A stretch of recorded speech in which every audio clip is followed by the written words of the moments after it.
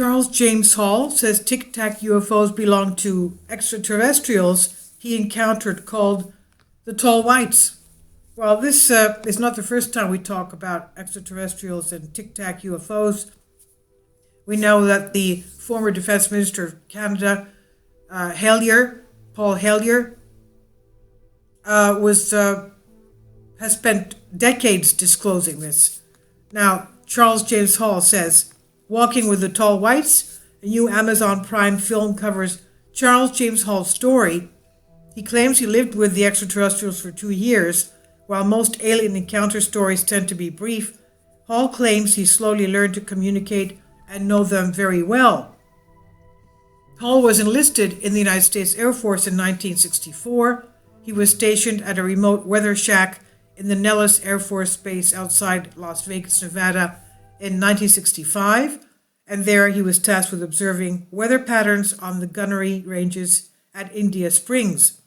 Soon after marrying his wife, Marie Theresa, he disclosed that he had many encounters with what he describes as tall whites, quote-unquote, at Indian Springs. Although not particularly interested in extraterrestrials, she believed him, his wife. Nevertheless, the topic remained private as they raised their family.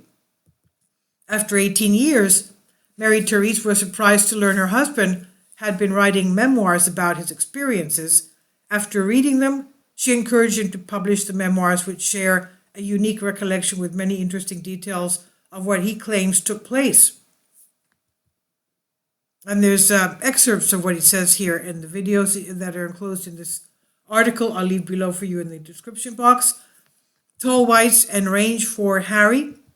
Before heading to his new assignment at a remote weather shack, Hall's buddies told him about a legend on the base about Range 4 Harry.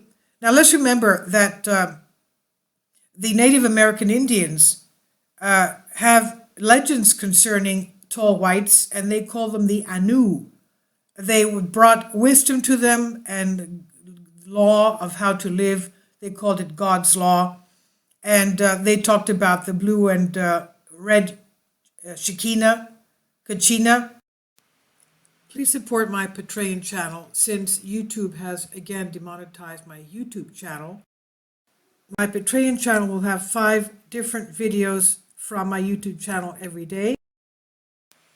Thank you so much for your support and that you find all my content so interesting. You'll find the Patreon account details in the description box below. Kachina. And they claim that these were extraterrestrial beings, that they were not from the earth. But anyway, going back to this, the legend on the base about Range 4 Harry. According to the story, Harry was a large white radioactive horse that floated around the deserts. Hall believed it was a funny story meant to intimidate him as a new person and shrugged it off. However, it seemed there was much more to the story. In the spring of 1965, the man he would replace as weather observer reluctantly took him on a brief tour of the weather shacks, and while driving by truck, he became visibly palsied with fear, shaking and refusing to get out of the truck. And inside the shack, Hall found the logbook neglected as if nobody had been there for months. Upon returning to base, the man told Hall he would never return and that he was on his own, left to figure it all out for himself. Hall was isolated at the weather shacks and began to realize he was not alone. First, he began seeing groups of mysterious floating lights in the sky. Later, he started seeing strange white figures. All the while, sounds that he thought were western meadowlarks seemed to move together in the nearby valley. Alone in the desert with extraterrestrials, Hall describes first seeing a tall white woman inside the barracks late one night. She held a mysterious square object lurking in the dark of the latrines. Hall described feeling so shocked by the encounter that he could only think to keep walking and go back to bed. From there, the encounters with tall white figures continued. One day, he spotted a young girl running in mazes of sagebrush and went to help, and as he got closer, the meadowlark sounds seemed to surround him. He drew closer and realized she was not human. He said, I could see she was a little girl, but she was not a human little girl. The shock I felt can hardly be described, he said. Overcome with fear, he staggered back to the weather shack. As he headed back, a tall white man he thought must be Range for Harry started running towards him. All that Hall could do was make his way back to the shack, dumbfounded by what he was seeing. Afterwards, he entered a self-denial phase, not wanting to believe the encounter was real. Encounters continue. After the harrowing experience with Range for Harry, Hall continued to see tall whites around the weather shacks. He began to realize they were curiously watching him, listening in on his conversations. A woman appeared looking at him, gleaming white in the sun. After following, Range for Harry stood up to let him know he was there too. Alone in the desert, Hall had nobody to validate his experience. Was it real, or was his mind playing tricks on him? He said he was obviously perfectly real, and she was perfectly real. He said, I couldn't accept it emotionally. After that encounter, he gradually began communicating with Range for Harry and learning more about the beings around him. In time, he learned the tall whites could imitate human voices on the phone. However, they communicated with each other with high-pitched sounds. To him, they sounded like western meadowlarks, he said. Advanced beings cautious around humans.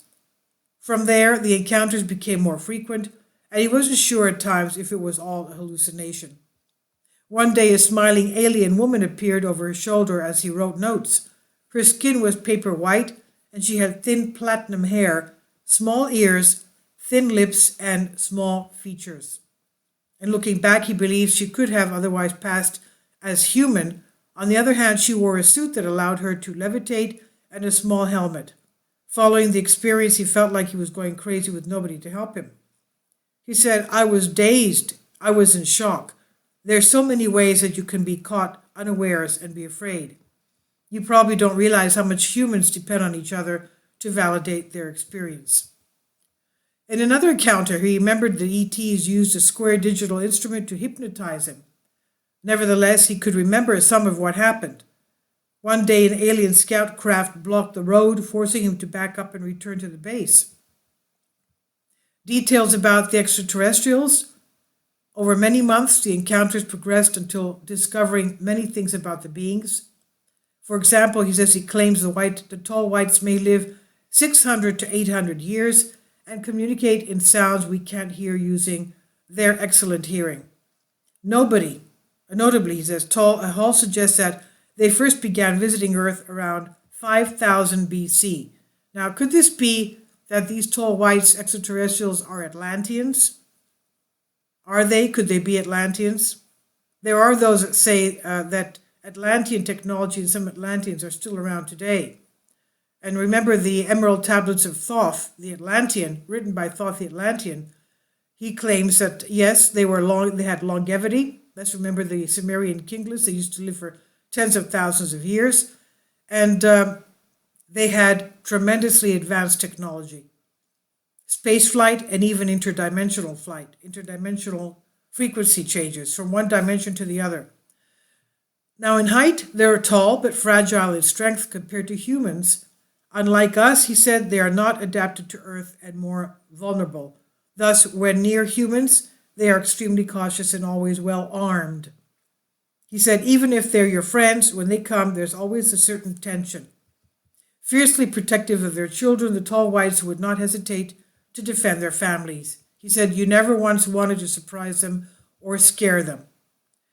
Cooperation with government. Although they were cautious, Hall claims tall whites cooperate with the U.S. military. This is what Paul Hellyer, the former Defense Minister of Canada, was explaining to us as well. But he says there were not only tall whites, there were also many other races on Earth, and some of them were also not at all benevolent. In exchange for the base at Indian Springs, they shared some knowledge, unwilling to share everything about their technologies. In particular, Hall says they were reluctant to share deep space propulsion technology. Interestingly, Hall claims the tall whites have offered the government multiple Earth-like exoplanets. Since there are many, the ETs are not territorial. In exchange, they requested help building bases on their own which to land their spacecraft. Since the planets are relatively cold, they are not desirable to the tall whites as more than a temporary landing site. Quote, they offered to give these planets lock, stock, and barrel to the American generals, and in return they wanted the American generals to build just one base for the tall whites so they had a place to put in with their deep spacecraft to repair, refuel, and refurbish for standing out in deep space again. The American generals were very keen on colonizing these planets, end quote. Today, Hall remains unsure if they ever reached an agreement. And there's more videos here about what he says concerning that. He says, you'll see Google Earth images of the base and some very, very interesting things. What he has here. Now, tall whites and the Tic Tac UFOs. In the film, Hall views the UFO footage validated as authentic by the U.S. Navy. According to him, the so-called Tic Tac UFO footage matches what he knows about tall white scout craft. Thus, he has no doubt the videos are authentic and related to the beings he knew long ago. Since 1976, Hall has never seen the tall whites again, but are probably still visiting the Earth, he says. He remains open to the chance to meeting them again one day. Overall, his experience is interesting, and he seems to believe what he's saying genuinely. Now, tall whites and Ed Snowden. In an interesting and bizarre side note, in 2014, Ed Snowden's leaked document seemed to align somewhat with Hall's story. However, it's included many conspiracy theories.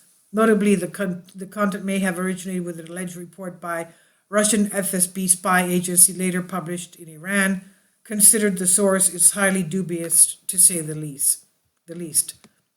So this is from Ancient Code and YouTube, and it's on Humans Are Free.